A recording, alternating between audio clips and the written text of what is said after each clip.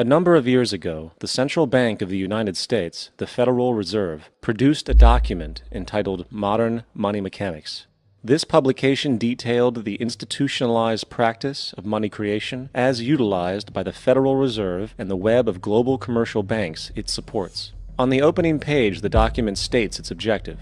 The purpose of this booklet is to describe the basic process of money creation in a fractional reserve banking system.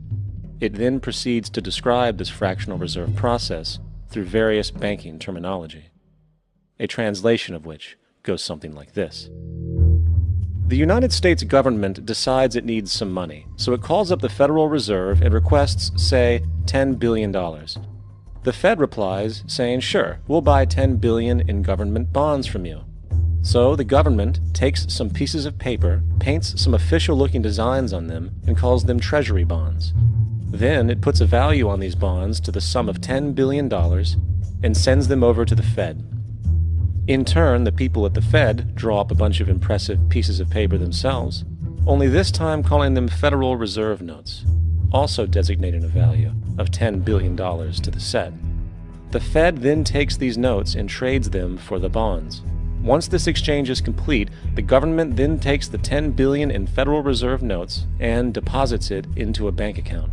And upon this deposit, the paper notes officially become legal tender money, adding $10 billion to the U.S. money supply. And there it is. $10 billion in new money has been created. Of course, this example is a generalization, for, in reality, this transaction would occur electronically, with no paper used at all. In fact, only 3% of the U.S. money supply exists in physical currency. The other 97% essentially exists in computers alone. Now, government bonds are, by design, instruments of debt, and when the Fed purchases these bonds, with money it essentially created out of thin air, the government is actually promising to pay back that money to the Fed.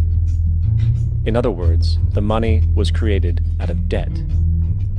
This mind-numbing paradox of how money or value can be created out of debt or a liability will become more clear as we further this exercise. So, the exchange has been made and now $10 billion sits in a commercial bank account. Here's where it gets really interesting. For as based on the fractional reserve practice, that $10 billion deposit instantly becomes part of the bank's reserves, just as all deposits do. And regarding reserve requirements, as stated in Modern Money Mechanics, a bank must maintain legally required reserves equal to a prescribed percentage of its deposits. It then quantifies this by stating, under current regulations, the reserve requirement against most transaction accounts is 10%. This means that with a $10 billion deposit, 10% or $1 billion is held as the required reserve, while the other $9 billion is considered an excessive reserve and can be used as the basis for new loans. Now, it is logical to assume that this $9 billion is literally coming out of the existing $10 billion deposit. However, this is actually not the case. What really happens is that the $9 billion is simply created out of thin air on top of the existing $10 billion deposit. This is how the money supply is expanded. As stated in Modern Money Mechanics, of course they, the banks, do not really pay out loans from the money they receive as deposits. If they did this, no additional money would be created. What they do when they make loans is to accept promissory notes, loan contracts, in exchange for credits, money, to the borrower's transaction accounts. In other words, the $9 billion can be created out of nothing simply because there is a demand for such a loan and that there is a $10 billion deposit to satisfy the reserve requirements. Now, let's assume that somebody walks into this bank and borrows the newly available $9 billion. They will then most likely take that money and deposit it into their own bank account. The process then repeats, for that deposit becomes part of the bank's reserves. 10% is isolated, and in turn 90% of the $9 billion, or $8.1 billion, is now available as newly created money for more loans. And of course, that 8.1 can be loaned out and redeposited, creating an additional 7.2 billion to 6.5 billion to 5.9 billion, etc.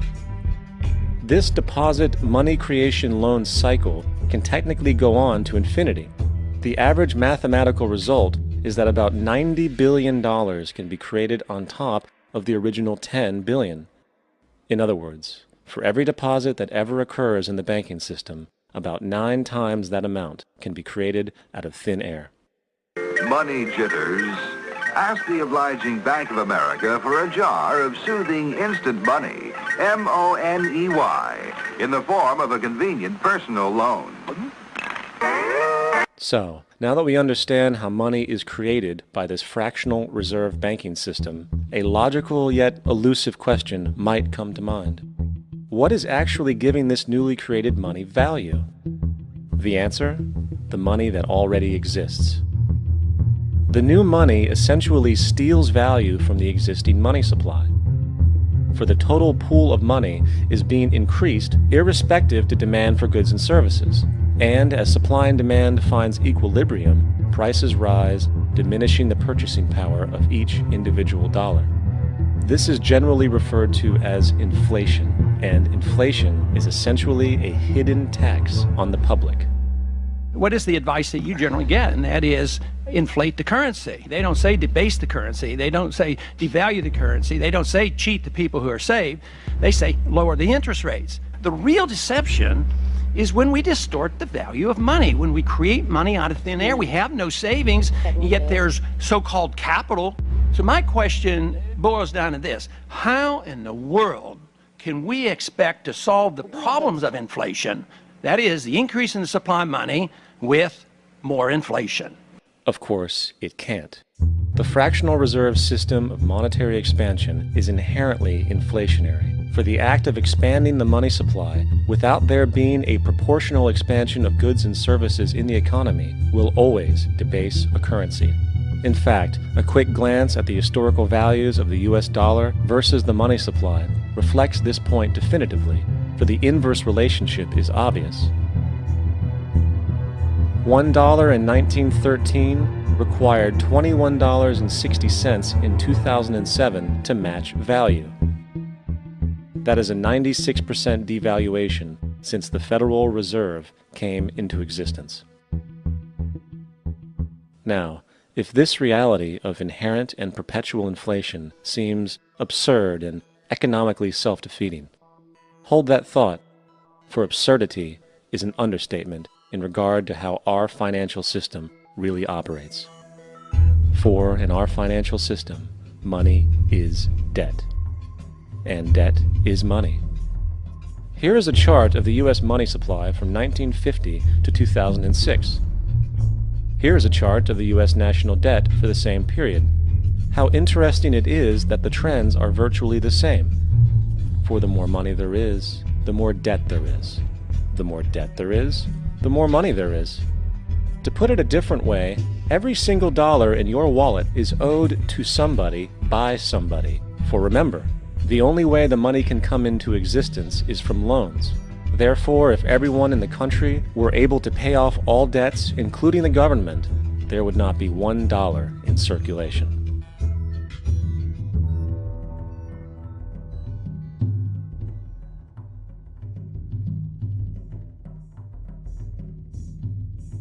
In fact, the last time in American history the national debt was completely paid off was in 1835 after President Andrew Jackson shut down the central bank that preceded the Federal Reserve. In fact, Jackson's entire political platform essentially revolved around his commitment to shut down the central bank, stating at one point, "The bold efforts the present bank has made to control the government are but premonitions of the fate that awaits the American people, should they be deluded into a perpetuation of this institution or the establishment of another like it."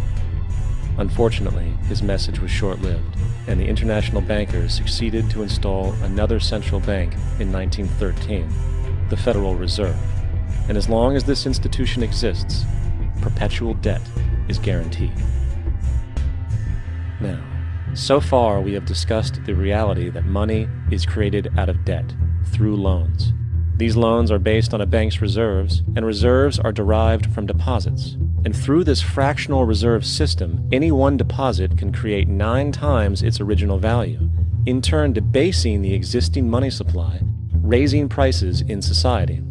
And since all this money is created out of debt and circulated randomly through commerce, people become detached from their original debt, and a disequilibrium exists where people are forced to compete for labor in order to pool enough money out of the money supply to cover their costs of living. As dysfunctional and backwards as all of this might seem, there is still one thing we have omitted from this equation. And it is this element of the structure which reveals the truly fraudulent nature of the system itself: the application of interest. When the government borrows money from the Fed, or when a person borrows money from a bank, it almost always has to be paid back with accrued interest. In other words, almost every single dollar that exists must be eventually returned to a bank with interest paid as well. But if all money is borrowed from the central bank and is expanded by commercial banks through loans, only what would be referred to as the principal is being created in the money supply. So then, where is the money to cover all of the interest that is charged? Nowhere. It doesn't exist. The ramifications of this are staggering, for the amount of money owed back to the banks will always exceed the amount of money that is available in circulation. This is why inflation is a constant in the economy, for new money is always needed to help cover the perpetual deficit built into the system, caused by the need to pay the interest. What this also means is that mathematically, defaults and bankruptcy are literally built into the system, and there will always be poor pockets of society that get the short end of the stick. An analogy would be a game of musical chairs, for once the music stops, somebody is left out to dry. And that's the point. It invariably transfers true wealth from the individual to the banks.